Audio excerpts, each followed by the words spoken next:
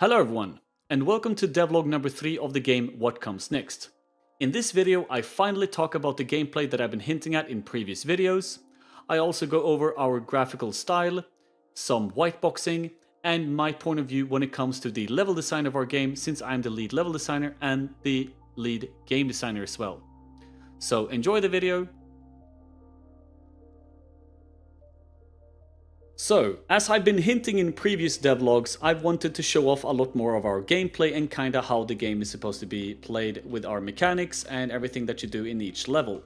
So finally I have some gameplay to show off, but we have hit a little bit of a bump in the road. One of the most important things when making a game is making sure that the player movement for the character feels great.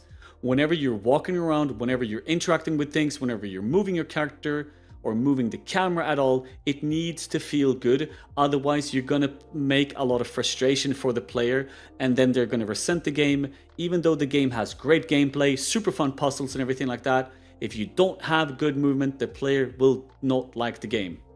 So we have been working really hard on adding AI and guards and our character here and character swapping and all that stuff. And I'm going to show off a little bit right now, kind of how everything is looking right now, the issues that we are having, and how we're going to fix them a little bit later as well. So here we have the girl, and we have the rat as well. And three of our main points about this game is that there's supposed to be puzzles, there's supposed to be stealth areas with guards, and then there is supposed to be the character swapping between the girl and the rat. Because the game is about a 17-year-old girl and her best friend, which is a rat, that escaped the orphanage and go on an adventure across the town and across the world in order to find out more information about her parents. And also the orphanage is basically evil, so she just wants to get out of there, you know? But yeah, so it is a really big interaction that you're supposed to be able to swap over to the rat and play as the rat as well in order to solve puzzles together or stealth through different areas as either the rat or the girl or both of them. So that is working perfectly, but as I said earlier, movement is a big problem in this game. Whenever I'm just walking around normally, WASD, you know, everything is working kind of fine and there's not that many issues. But as soon as I start using my mouse, you're gonna see that sometimes my mouse just kind of goes wherever it wants. If I want to look over at the guard right now, I try to look over at the guard.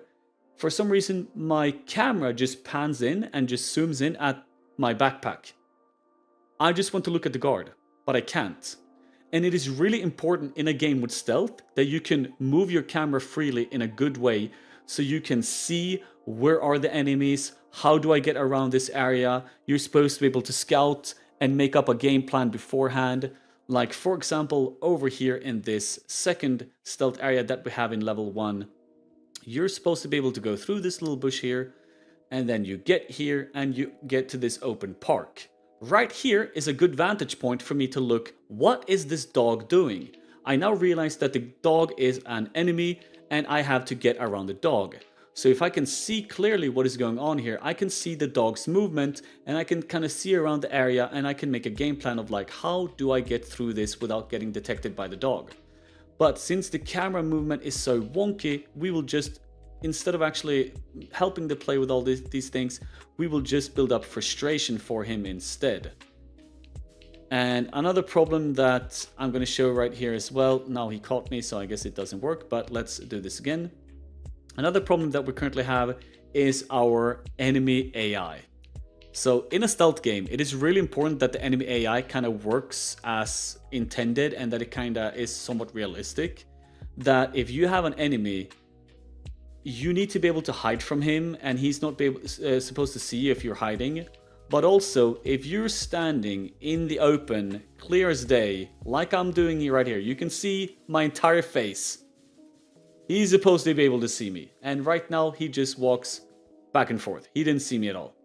And that is quite an issue. And even if I were, for example, to stand over here and just like crouch in these bushes, or maybe it was on this side, I'm not sure, but I remember like doing this kind of. Also, the camera goes through the wall. That's not so good. If I'm sitting right here, does he see me or not? No, he did not see me. And obviously, as you can see, this is quite the problem. I can even walk around like crazy around him, behind him. He should be able to hear me right now, but he doesn't hear me. And if I'm like walking beside him, I mean, like, there's no way he doesn't see me, right? Like, this does not feel good. This does not feel realistic at all. So this is obviously a problem that we are currently having that we're going to have to fix. But if you run in front of him, he should be able to catch me no matter what. Hello, Brav. Brav. Player caught. Okay, there we go. He did catch me eventually. And we don't really have a respawn system in the game right now either. But yeah, so that's kind of where we're at with our gameplay, with our camera movement, and with the enemy AI. Now, the good thing is that I know our programmers are so good, so I think they'll be able to fix this quite easily. They just need some feedback. They just kind of need to understand what the problem is, and they'll get right on it. And I think that is what I'm going to have to focus on a lot during this upcoming week of sprints, is that we need to fix the main core aspects of our gameplay, such as this. And obviously, we haven't really tested a lot of our puzzles yet, because a lot of our puzzles are mainly in level 2 and in the start of level 1 as well, which is a part that I haven't really shown off at all. And for our graphical assets and the art style that we have ended up with, as you can see right now, level 1 is actually starting to shape up and look pretty damn good. So currently, one of our environmental artists, Emma, is not able to really work that heavily on the environmental art of level 1. So there are some areas like this where I have been moving things around, and therefore there's like a patch of grass here and some dirt here that's not supposed to be there. But sooner or later she will be able to work a little bit more on the graphical art and environmental art of level 1, for example, and it's going to start looking a lot better. But I'm really happy with the direction that we've been taking the game in. For our assets, we're using a thing in Substance Painter called a blur slope. And you can kind of see, like, on these beams here that they look kind of smudgy. And that is due to the blur slope being used. And then on our leaf shaders and our grass shaders and stuff like that, you can kind of see that they look a little bit more stylized in the colors that they use and the gradient that the colors combine as well. And even though it's a little bit different, having like very clean stylized and then having, you know, like this smudgy blur slope, we actually do like this art style, and this is kind of the art style that we're going to keep going in as well.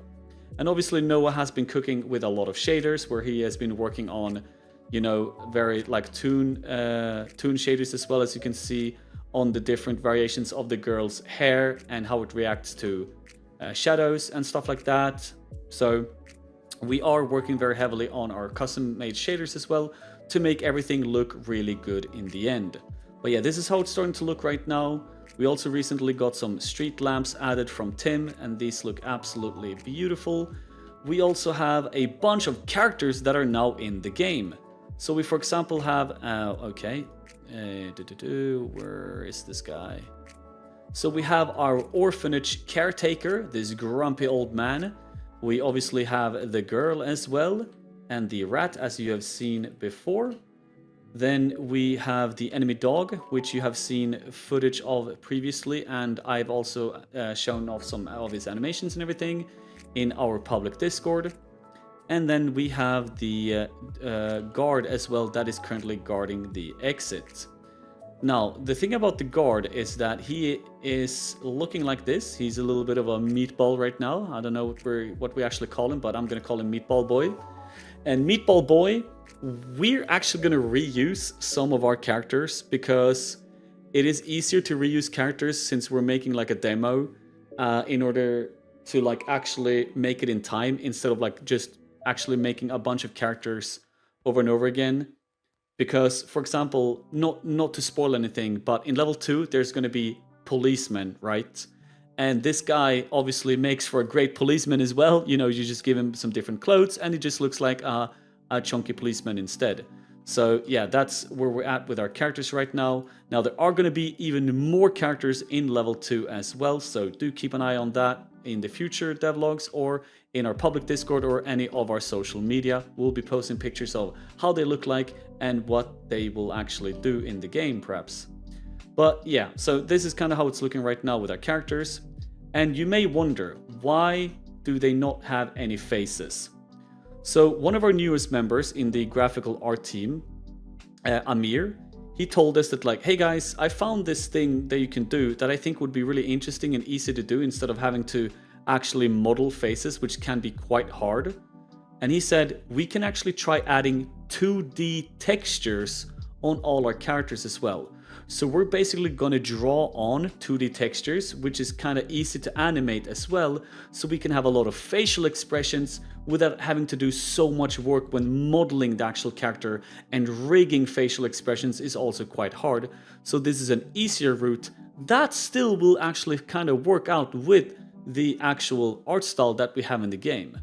So that's why they all have no faces, like our poor little girl here. She looks good, and then you see this and you're like, god damn, is this a horror game or what's going on here? So I also want to take this video today to actually talk a little bit about our progress on level 2. Now, for those who don't know, Whiteboxing or Greyboxing is a level design thing where you actually scale out and you map out your level using shapes in order to see like how does the level feel like, how does the level play like, how is the main structure of the level supposed to look like and be eventually. And I've been whiteboxing level 2 in order to like set up our puzzles so we can play test and kind of get a rough feeling of like, oh, this road is about 50 meters long, and then this road over here is going to be 50 as well. So you're gonna have to walk 100 meters from there up to this point here where there's an intersection, and then you can take a right. So I'm kind of like figuring out the scale of everything and kind of how the level is supposed to be played.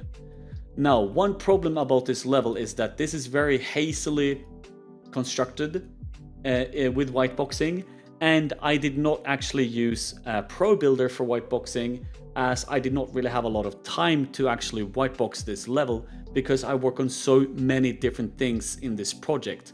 And as I just talked about in the gameplay segment of this video as well, I need to focus on other things than just whiteboxing, like playtesting and giving feedback to the rest of my team, like, hey guys, this is not working right now, and in order for the gameplay to be good, we need to fix this and that, because I'm also the lead game designer.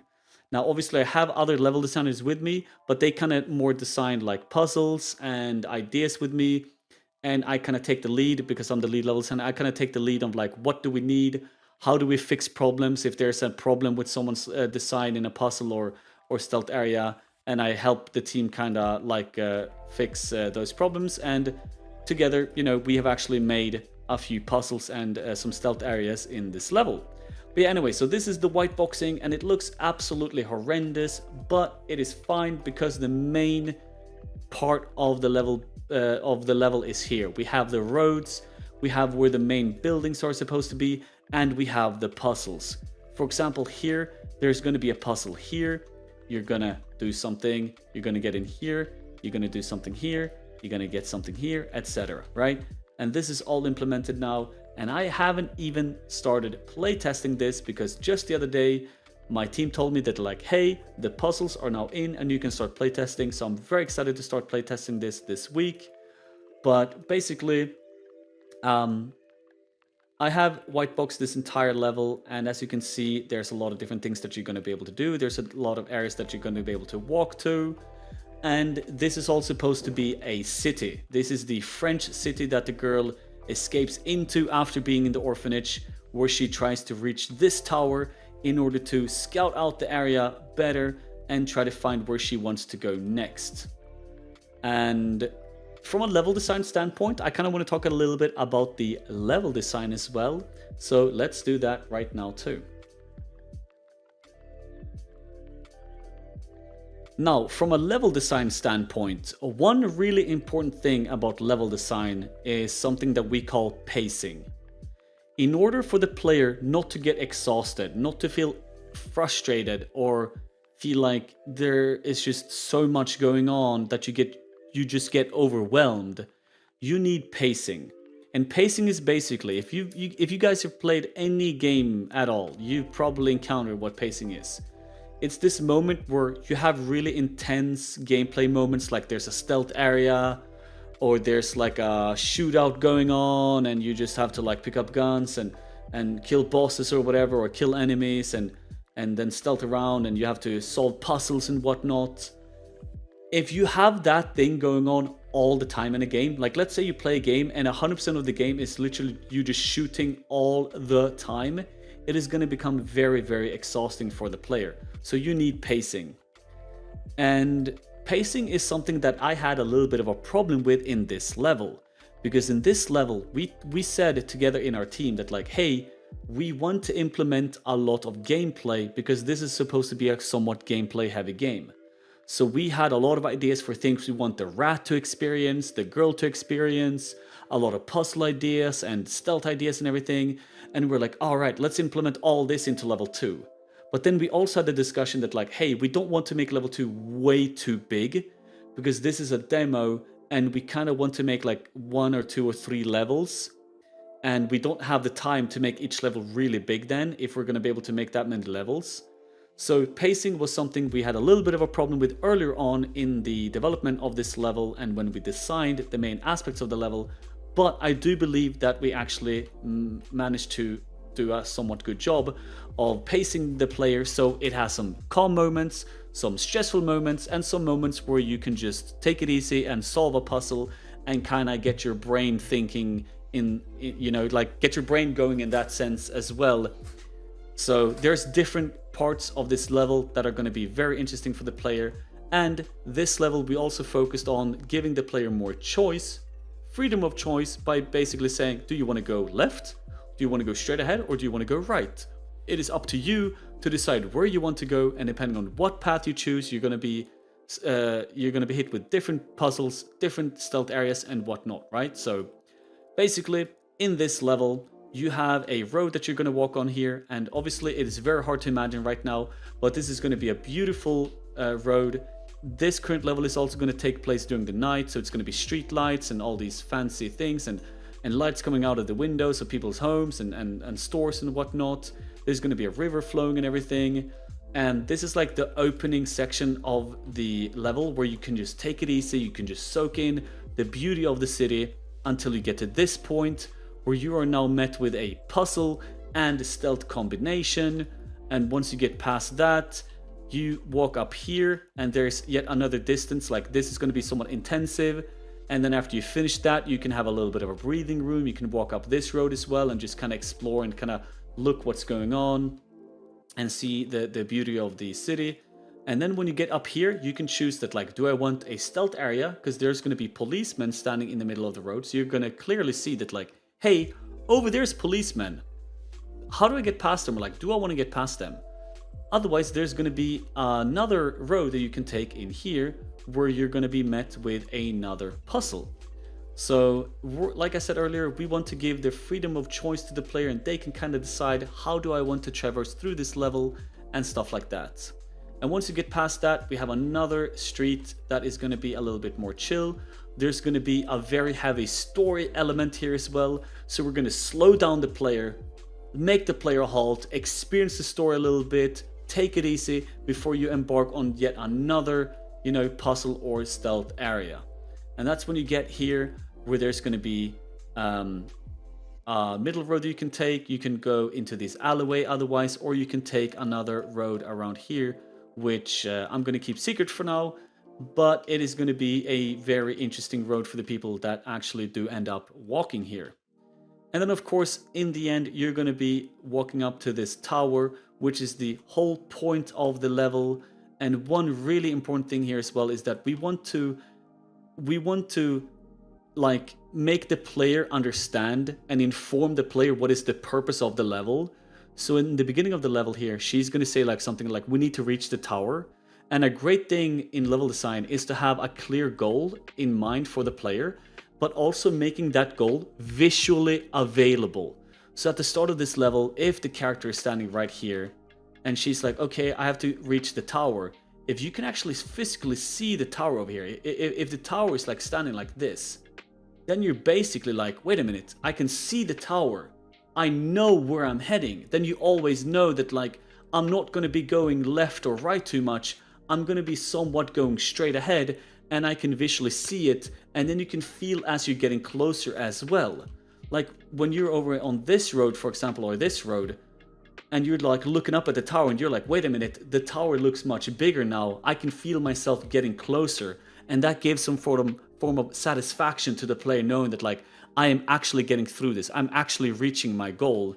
And then when the player finally reaches it, you are like, you just feel like this like release of tension and satisfaction that like, oh my god, I made it through here. I'm finally at the tower, you know?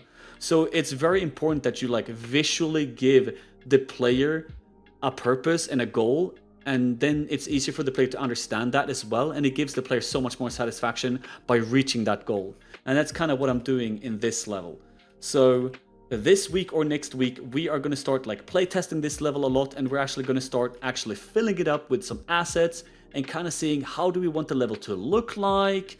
We're going to start adding, you know, water, shaders and stuff like that. And I know Noah, for example, our technical artist, he's working already on some buildings, because we want this to be a beautiful, medium-sized French city, much streetlights, much foliage, these rivers flowing through. We just want this to be an aesthetically incredibly beautiful experience for the player at all given times.